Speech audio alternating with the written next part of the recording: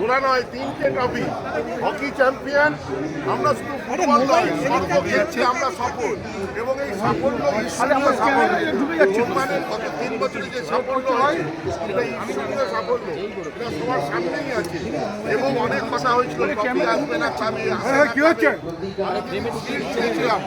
তারপর কি বলেছিলাম যে ট্রফি আমরা একসঙ্গে আনবো, তার জন্য ওয়েট করছি, একটা একটা করে আনবো না।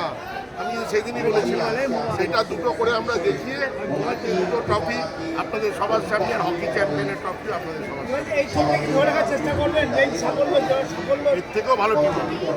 দাদা কোর্সি ক্লাবের প্রতি সমবেদনা জ্ঞাপন করেছেন। একজন করে কোয়েশ্চেন একটু ডিসিপ্লিন না,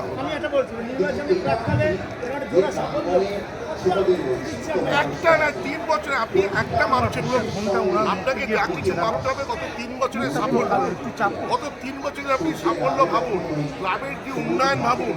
আমার কাছে নির্বাচনের কোনো ফ্যাক্টরি নয়, আমার কাছে মোহনবাগান আগে, তারপরে সব কিছু। আমার চেয়ার পরে, আগে মোহনবাগান। মোহনবাগানের সাফল্য যা সমর্থক আমি চাই, তো সেই জন্যে আগে সাফল্য, তারপরে উন্নয়ন, তারপরে সদস্যরা ঠিক করবে কি হবে না। আজকে দিনে দেখছেন, আজকে অরূপদা বলে গেল, অরূপ রায় আমাদের ভাইস প্রেসিডেন্ট বলে গেল, আমি এত বছর ধরে আসছি, এই আবেগ, এই আনন্দ আমি এতদিনে প্রথম দেখলাম। আজকে দিনটা গুরুত্ব কতটা? এই এটা মোহনবাগানীদের জন্য বলে বোঝানোর দরকার নেই। আজকের দিনের গুরুত্ব শুধু বার পুজো নয়, আমরা শপথ নিই যে পরের সিজনেও এই সফলভাবে যাতে আমরা এইটা চালাতে পারি, সেই জন্য ভগবানের কাছে আশীর্বাদ। গত 3 বছর ধরে আমরা সাংস্কৃতিক অনুষ্ঠান শুরু করেছি, সেটাও থাকবে, এবং পুরো মোহনবাগান একত্রিত হয়ে একসঙ্গে আমরা খাওয়া দাওয়া করি, সেটাও থাকবে। দাদা একটা প্রশ্ন, প্রতিবেশী ক্লাব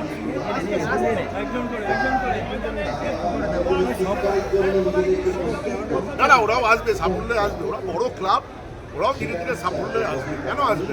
ওরাও চেষ্টা করছে, ওরা তো মেয়েদের ফুটবলে তো ভারত সেরা হয়েছে, ঠিক আছে, এবার আস্তে আস্তে হবে, বড় ক্লাব নিশ্চয়ই হবে। দাদা একটা প্রশ্ন যেটা হচ্ছে যে প্রতিবেশী ক্লাব আপনাদের শুভেচ্ছা জানিয়েছে, আপনারা কি সমবেদনা জানাচ্ছেন যে এখন তাদের অবস্থা দেখে প্রতিবেশী ক্লাব আপনাদের কাছে এসে শুভেচ্ছা জানিয়ে গেছে ফুল দিয়ে, আপনারা সেই ক্লাবের যা এখন যে অবস্থা তার প্রতি কি সমবেদনা জানাচ্ছেন? না না, প্রশ্নই নেই। ওদের প্রতি সম্মান, ওদের প্রতি আমাদের শ্রদ্ধা একই থাকবে। ফল দেখুন, 70 থেকে 75 তো মোহনবাগানেরও খারাপ অবস্থা ছিল, ওদের নয় 5-7 বছর ধরে এটা চলছে। তার মানে কি কালকে ঘুরে আসবে না? নিশ্চয়ই ঘুরে আসবে। মোহনবাগান ইস্টবেঙ্গল কারোর সমবেদনার প্রাপ্য নয়, মোহনবাগান ইস্টবেঙ্গল অনেক ওপরে, এটাকে ছোট করে দেখার কোনো কারণ নেই। আমি বলেই দিয়েছি অলরেডি, এই নিয়ে বারবার বলতে চাই না। আমাদের RFDL আপনাকে জানেন না, যাই না, কালকে আমরা সেখানেও চ্যাম্পিয়ন। এখন মোহনবাগান চ্যাম্পিয়ন ছাড়া তার নিচে হচ্ছে না, সেই টিমটাকে আমরা সুযোগ দেবো সুপার কাপ খেলাতে। নতুন বছরে কি প্রত্যাশা রাখছেন? প্রত্যাশা মোহনবাগানের সাফল্যের যে চলছে সেটা যেন চলে। প্রত্যাশা কি, মোহনবাগান খেলতেই নামে চ্যাম্পিয়ন হয়েছে। উন্নয়ন এত উন্নয়নের ঝড় যে চলছে সেটা যেন অব্যাহতি থাকে, এটাই চাই, সেটা যেন এগিয়ে চলুক আরো।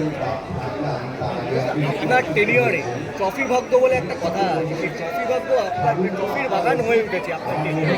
আমি বলবো আমার টেনিয়র নয়, এটা আমাদের এই টেনিয়র, এবং এখানে সবাই মিলে পরিশ্রম করেছে বলেই কিন্তু এই সাফল্য বলে আমি এটাকে ছোট করবো না, আমি বলবো ঈশ্বরীয় সাফল্য।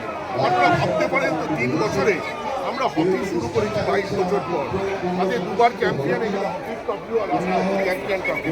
হকি চ্যাম্পিয়ন একবার খালি অ্যাডভান্টেজে রানা 3 বছর, অ্যাথলেটিক্স 7-8 বছর পর চ্যাম্পিয়ন, ফুটবল প্রথমবার ISL কাপ, দ্বিতীয়বার ISL শিল্ড, তার আগের বার ডুরান্ড কাপও পেয়েছে, এবার ISL কাপ, ISL শিল্ড। এই সাফল্য ভাবতে পারে না, অন্য ক্লাব স্বপ্নেও দেখে না, যেটা মোহনবাগান বাস্তবায়িত করে গেছে।